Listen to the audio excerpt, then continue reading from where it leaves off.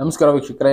ಪ್ರಕೃತಿ ಅಚ್ಚರಿನ ಮೂಡಿಸ್ತಾ ಇರುತ್ತೆ. ಕೆಲವೊಂದು ಸಲ ಅದರ ಕೋಪ ರುದ್ರರತನ ನಾವು ಕೂಡ ಮಾಡ್ತಾ ಇರುತ್ತೆ. ಬೇರೆ ಬೇರೆ ರೀತಿ, ಒಂದು ಕಡೆ ಅಗ್ನಿ ದುರಂತ, ಇನ್ನೊಂದು ಕಡೆ ಅಗ್ನಿ ಪರ್ವತ ಬ್ಲಾಸ್ಟ್ ಆಯ್ತು, ಇನ್ನೊಂದು ಕಡೆ ಭೂಕಂಪ ಆಯ್ತು, ಇನ್ನೊಂದು ಕಡೆ ನೀರು ಉಗ್ತಾ ಇದೆ, ಒಂದ್ ಕಡೆ ಪ್ರವಾಹ ಬರ್ತಾ ಇದೆ, ಒಂದ್ ಕಡೆ ಐಸ್ ಫ್ರೀಸಿಂಗ್. ಎಲ್ಲದರಿಂದ ಕೂಡ ಅನಾಹುತಗಳಾಗ್ತಾ ಇರುತ್ತೆ. ಈ ಒಂದು ವಿಡಿಯೋ ನೋಡಿ, ಐಸ್ ಫ್ರೀಸಿಂಗ್ ಇಂದಾನು ಐಸ್ ಸ್ಟೋರ್ಮ್ ಅಂತ ಕರೆದಿದ್ದಾರೆ. ಡ್ಯಾಮೇಜ್ ಯಾವ ತರ ಆಗುತ್ತೆ ಅನ್ನೋದನ್ನ ಇದರಲ್ಲಿ ಒಂದು ಸ್ಯಾಂಪಲ್ ತೋರಿಸ್ತಾರೆ.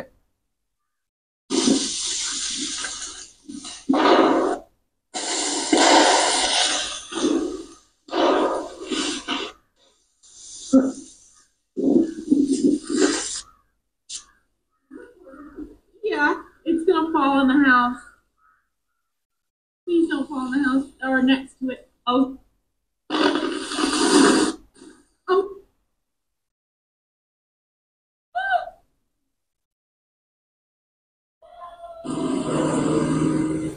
ಈ ವಿಡಿಯೋಗಳಲ್ಲಿ ಕಾಣಿಸ್ತಾ ಇರಬಹುದು, ಐಸ್ ಅನ್ನೋದು ಸ್ಟೋರ್ ಆಗ್ತಾ ಇದೆ. ಇದನ್ನ ಅವರು ಐಸ್ ಸ್ಟೋರ್ಮ್ ಅಂತ ಕರೆದಿದ್ದಾರೆ.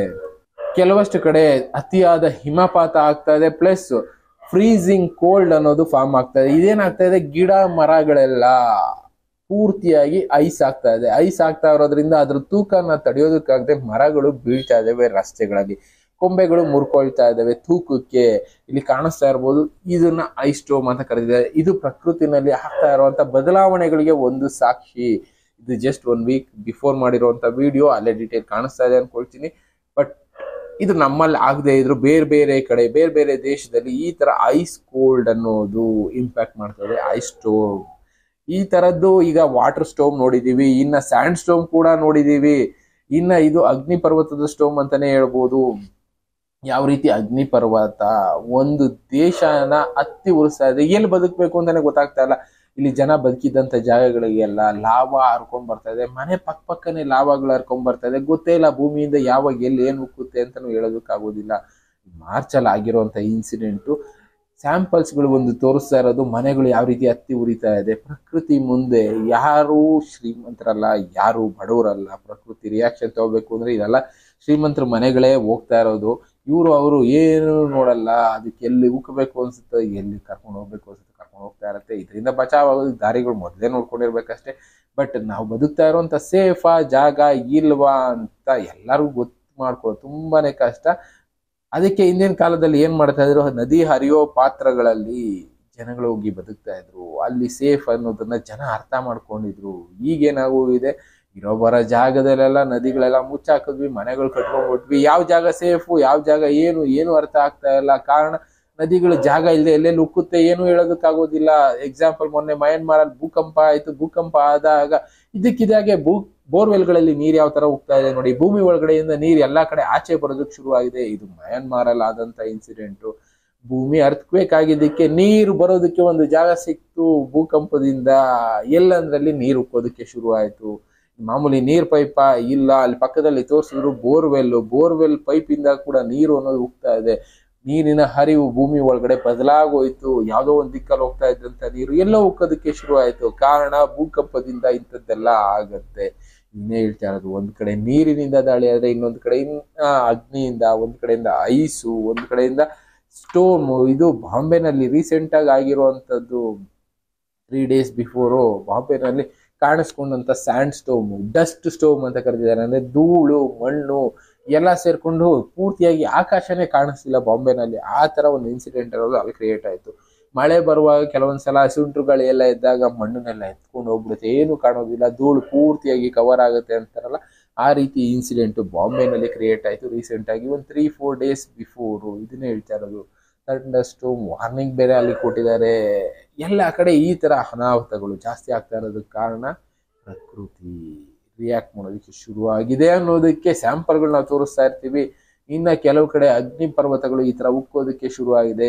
ಇದು ಬಂದು ಜಪಾನ್ ಅಲ್ಲಿ ಆಗ್ತಾ ಇರುವಂತ ಅಗ್ನಿ ಪರ್ವತದ ದೃಶ್ಯ ತೋರಿಸ್ತಾ ಇದ್ದಾರೆ ನೋಡಿ. ಒಟ್ನಲ್ಲಿ ವಿನಾಶಗಳು ಯಾವ ರೀತಿ ಬರ್ತಾ ಇದೆ ಅಂತ ಹೇಳೋದಕ್ಕೂ ಅಸಾಧ್ಯ ಇಲ್ಲ. ಅಂತದ್ದೆಲ್ಲ ನಡೀತಾ ಇದೆ ಪ್ರಕೃತಿನಲ್ಲಿ. 1,000 feet into the air. Lava fragments were ejected from the Minamidake crater, and deep explosions echoed across Kagoshima. Ash drifted over nearby towns, coating roads and rooftops. Visibility dropped in some areas, and flights were delayed due to the ash clouds spreading over the region. This latest eruption follows a clear uptick in volcanic activity. Earlier blasts this week were smaller, but they've grown in intensity and frequency. Volcanologists have been tracking increased tremors and pressure buildup around the crater, signs that the system is under stress. Sakurajima has a long history of frequent eruptions, but this cluster is drawing closer attention due to how quickly it's escalating. Local authorities are maintaining a high alert level, and emergency services are prepared to respond if the situation worsens. We'll continue monitoring Sakurajima closely. If activity increases or new eruptions occur, we'll post updates as soon as information becomes available. Coating roads and rooftops. ಈ ತರದ್ದು ಎಷ್ಟೋ ಕಡೆ ಆಗ್ತಾ ಇದೆ. Recent ಆಗಿ ಒಂದು 6 ತಿಂಗಳು data ತೆಗೆದು ನೋಡೋದಾದ್ರೂ ಸುಮಾರು 60-70 ಲೈವ್ ಅಗ್ನಿ ಪರ್ವತಗಳು ಉಕ್ಕೋದಕ್ಕೆ ಶುರುವಾಗಿದೆ. ಅದ್ರ ಅನಾಹುತಗಳನ್ನ ನಾವು ನೋಡ್ತಾ ಇದೀವಲ್ಲ, ಈ ರೀತಿನೇ ಅನಾಹುತಗಳಲ್ಲಿ ಎದುರಿಸ್ತಾ ಇರೋದು. ಎಲ್ಲ ಕೂಡ ಹತ್ತಿ ಉರಿತಾ ಇದೆ. ಬದುಕೋದಕ್ಕೆ ಜಾಗ ಇಲ್ಲದೆ ಇರುವಂತಹ ಸೃಷ್ಟಿಯಾದ ಪ್ರದೇಶಗಳು ಇದೆ.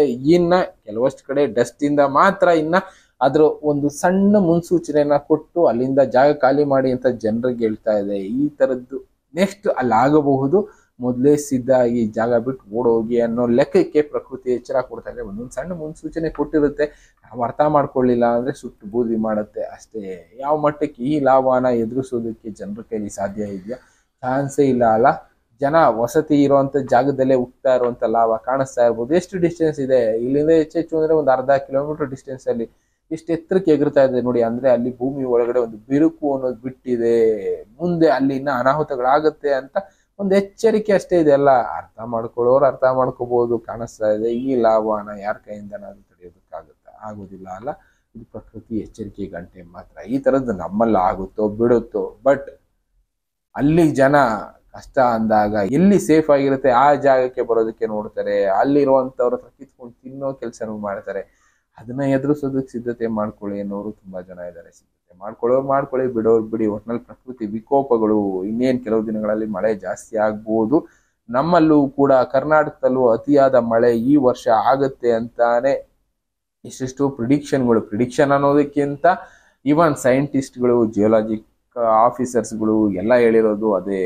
ಈ ವರ್ಷ ಕರ್ನಾಟಕದಲ್ಲಿ ಅಧಿಕ ಮಳೆ ಆಗುತ್ತೆ ಅಂತ ಹೇಳ್ತಾ ಇದ್ದಾರೆ. ಆಗುತ್ತೋ ಇಲ್ವೋ, ಬದಲಾವಣೆ ಆಗ್ಬಿಡುತ್ತೋ, ನಾವು ಕಾಯ್ದು ನೋಡ್ಲೇಬೇಕು. ಒಟ್ನಲ್ಲಿ ಅದಕ್ಕೆ ಸಿದ್ಧತೆ ಮಾಡ್ಕೊಳ್ಳಿ. ತಗ್ಗು ಪ್ರದೇಶ ಇದ್ರೆ ಅಲ್ಲಿ ನೀರಿನ ಪ್ರಮಾಣ ಜಾಸ್ತಿಯಾಗಿ ಪ್ರವಾಹ ಸೃಷ್ಟಿಯಾಗುತ್ತೆ, ಮನೆಗಳು ನೀರಲ್ಲಿ ಮುಳುಗುತ್ತೆ.